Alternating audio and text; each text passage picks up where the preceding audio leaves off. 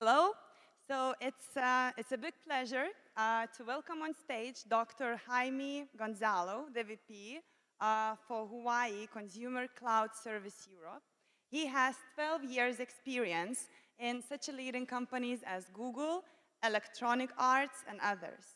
He will share his insights about taking advantage of China's internet boom.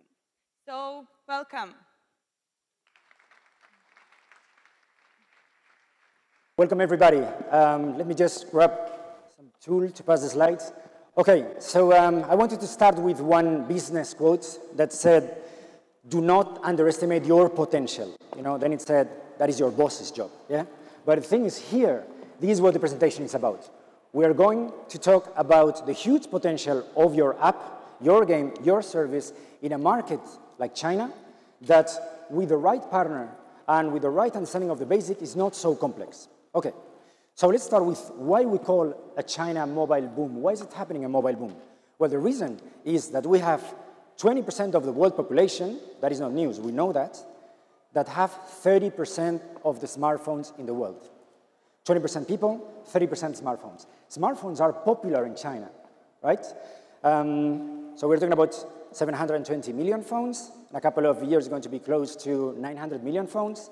And out of this volume, Huawei, we think we could be a partner for that because we have 240 million Huawei devices in China. That put into context, into perspective, 240 million is a number difficult to imagine unless we have Rainman capabilities. But when we compare to the whole US smartphone population, which is 222 million, Huawei has more phones in China than the whole US smartphone population. So that is an interesting audience to talk to, right? So, okay, what is the catch? The catch is that, as we all know, a Chinese user is not as valuable as an American user. Why? Because Chinese don't really spend in app and in content, right? Well, that's wrong. Because actually, the app economy of China has surpassed the US already, right? So we're talking about one country that holds 30% of the app economy of the world in one place, right? This is going to grow. China is going to be an increasing part of the world app economy. Okay, so that's the second catch. We have a huge volume of phones. We have a lot of revenue, but this revenue comes from just the volume of audience. There is no potential of HVUs in China. Getting loyalty of one Chinese individual is not really worth it, right? Because they don't really spend individually on mobile. It's more like a one-off, maybe microtransaction. Okay, that's again a mistake. Because when we look at the trends of mobile usage in China, we see that Chinese are replacing cheap phones by expensive smartphones. Actually, the majority that you can see in that graph, the majority of phones in China are now $300 plus. 26% of the phones in China are $600 plus. And that is actually the biggest about year on year, yeah? So there is room for high-value users. Now, when we consider Huawei as a partner, is because we think we can provide helping here because we hold both the biggest acquisition rate in China, about 3 times as much as Samsung, to say a known brand, and the biggest retention in China in our brand. We have about double than Samsung. Okay, so for those experts as you are in mobile economy, acquisition is important, retention is important. What is the third element missing? Monetization. It doesn't matter how big is your audience. It doesn't matter how much spending capability they have. If you don't trust to pay on your phone, when you show your offer, when you show your app, if they don't trust putting their credit card details or their bank account details or simply paying on phone, they will not convert. So that's a question. Do Chinese people, do they trust their phone to pay? Is this a device that they are comfortable with? Let's look at the online payment. Yeah? The online payment in China is super popular. 56% of Chinese pays on phone primarily. So that's double than a German user and about double than a US user.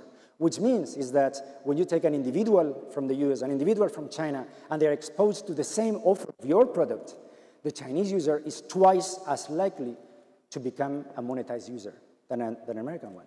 Yeah? That is for online payments. What about offline payments? Pay with your phone. Do Chinese like paying offline? Okay, so if online payment is popular, offline payment is a fever. It's a fever because 70% of Chinese customers primarily want to pay with their phone. So this is what we get: a huge population, lots of smartphones, spending propensity, capacity to have high-value users, and a super trusted device for payments. Okay, so that's why we are seeing a 400+% growth year on year in terms of registration. How is that mapping the business in China? So mobile is becoming so popular that there are services like this OFO bike sharing that only works with mobile payments through QR code connected to WeChat, which is a partner of Huawei, actually. And Huawei, in the meantime, we are replacing the travel cards, you know, the Oyster card of London or the Navigo Pass of Paris in China by our phone. So we are enabling a more comfortable way of traveling by the phone. So this is important about the trends. Now, when we talk about all the ecosystem, there is something critical to monetize in China, and it's content. Yeah? And as we said before, there's another myth extended in the West, that is Chinese consumers, they like Chinese content. They don't like Western games. There's no point if you have a Western game launched in China because no one will play that, right? The services of the West, they are not successful in China, right? Well, that is wrong. And one of the examples is Uber. Uber decided to launch a subsidiary called Uber China, and they did something very clever. They partnered with influencers, they partnered with local experts, with local investors that guided the go-to-market plan. But Uber itself, the service, it didn't look Chinese. It didn't have golden dragons or red roosters around. It was what we know from Uber. So it was a map and navigation with cars. But they got an acquisition rate that leapfrogged the current leader, the leader at the time in China, Didi. So Didi grew at 2% month-on-month user base versus 23% of Uber, right? So that led to the acquisition of Uber China last August by Didi. And according to the Wall Street Journal, the acquisition value was 20% of Didi's value, which was $28 billion at the time. $28 billion, that's what the investors of Uber, Western company coming to China, got for that. Was this a one-off time? No, it happened again with Airbnb. Airbnb, San Francisco-looking company, they have this sunset. Again, no golden phoenixes around. It's not Chinese-looking. It's not configured for Asian market. It is an American experience, an American logo. But suddenly they launch in China, and then 13% of the population, of their user base, is Chinese. To the point that they have now changed not the logo, but the name in China just to make it even more accessible, but the service remains the same. It's called Aibiying, which in Chinese means something like welcome each other with love.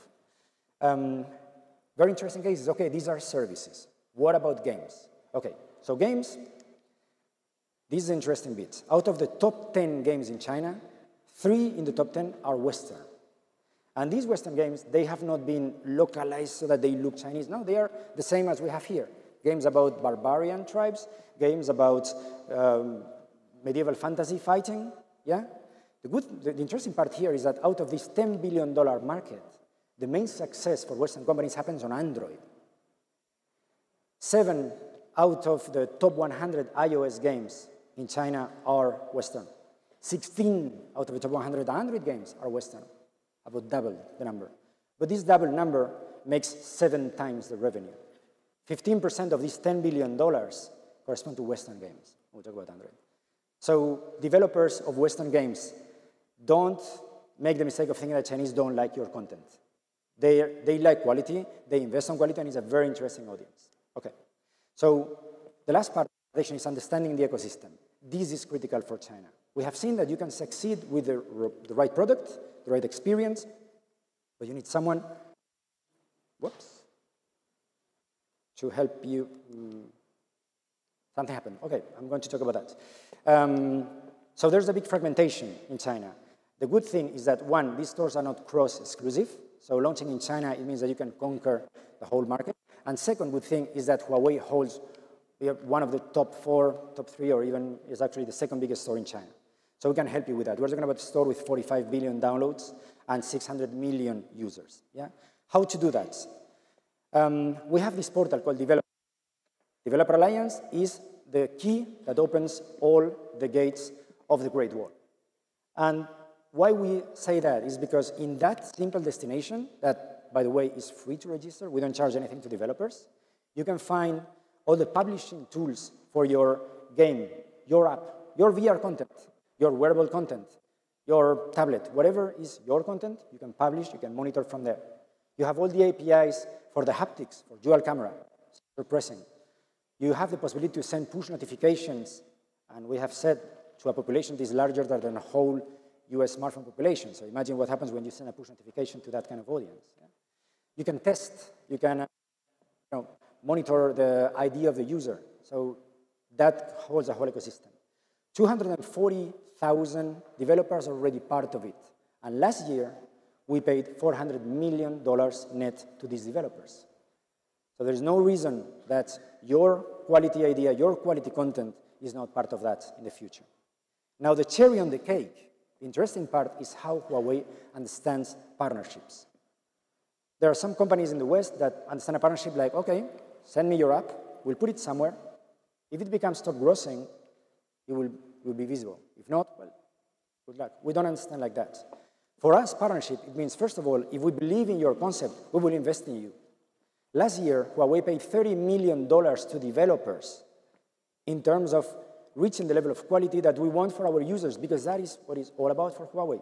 We are user quality centric. We want our users to feel comfortable in the Huawei ecosystem, and for that, we need quality like the one that you guys provide, and ideas, right?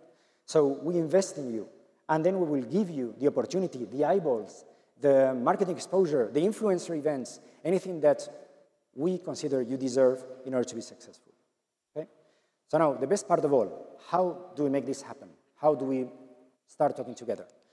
Very easy. Either you can scan a QR code. We said it's very important in China, so for those of you interested in China, you have to start getting familiar with that. Or you can drop us an email, developeru@huawei.com. We'll start talking about it. That QR code will take you to the Developer Alliance registration page that, as we said, is free, and we can start the discussion. It doesn't matter if you have a completely finalized service, an app, or a concept, or something in development. We are interested in your ideas. We like your content.